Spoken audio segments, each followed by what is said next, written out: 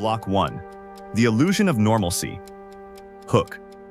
Ever wake up at 3 a.m. with a clear, almost startling alertness, only to panic and force yourself back to sleep, believing your nervous system is broken? What if I told you that you are perfectly healthy, and your ancestors considered those hours the most precious time of the day? We live in an age of blinding, where every light switch is a theft from our own biology.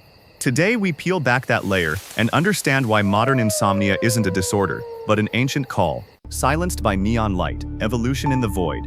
For 300,000 years, our brains adapted to a rigid alternation of light and dark. In total darkness, our senses sharpened. We learned to navigate by sound, notice the shifting of shadows, and feel the slightest temperature change. This deep connection with the night was not a time of terror, but a period of biological compression, where activity slowed, allowing the body to repair tissues and consolidate memories. We were nocturnal creatures just as much as we were diurnal. Fire as the first brain hack. Fire became the first artificial source of light in the night. This fundamentally altered our evolution. Around the campfire, we learned to control our impulses. Fire required constant attention. It had to be fed, tended, and kept alive. This responsibility became the first form of human discipline.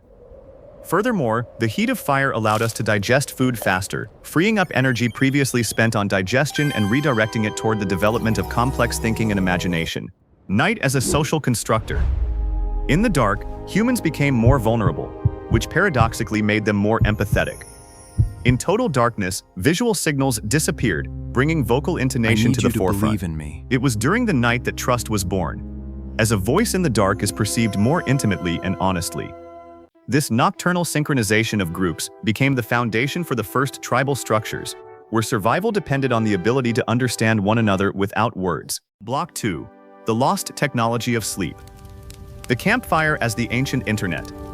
Holly Weissner's research reveals that fireside conversations were the intellectual forge of humanity.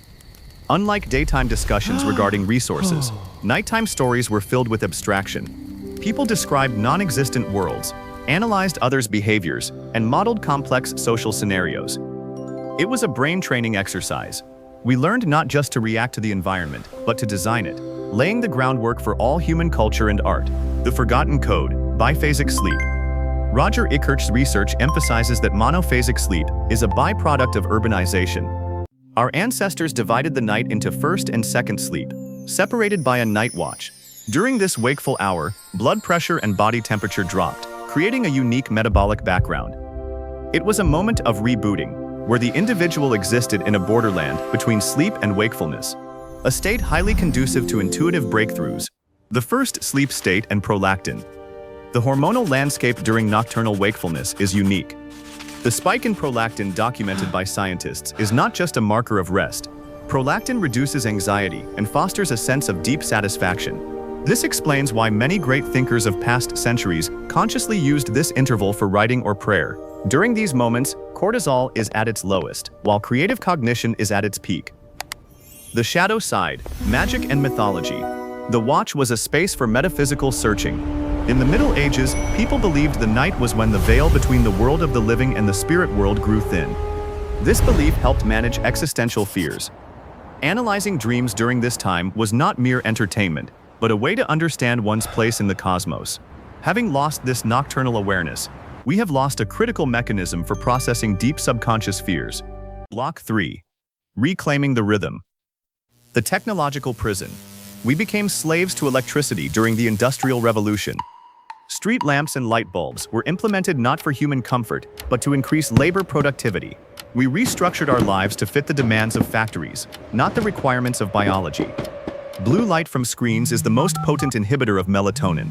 It suppresses pineal gland signals, tricking the brain into ignoring evening metabolic processes and remaining in a state of daytime readiness until late at night.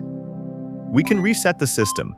Our neuroplasticity allows us to return to natural rhythms surprisingly quickly. Research shows that upon changing one's environment, spending time in nature without gadgets, our internal clocks begin to synchronize with the sunset within just 3-4 days. The body starts producing melatonin earlier, and sleep stages become deeper. This isn't curing insomnia.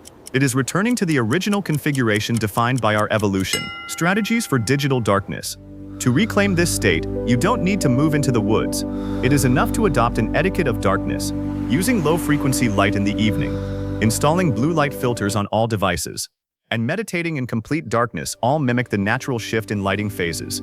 These simple actions activate the parasympathetic nervous system, allowing the body to prepare for recovery rather than an endless online race. Final hook. Now you know the truth. Your 3 a.m. wake-up is an echo of 300,000 years of evolution. The next time you wake in the middle of the night, don't count sheep or grab your phone. Sit with the silence. In that darkness, you might finally hear what your ancestors were pondering for millennia. The calm voice of your own mind, which isn't trying to sleep, but finally starting to think. You aren't broken. You've just woken up in a world that has forgotten what it means to be human.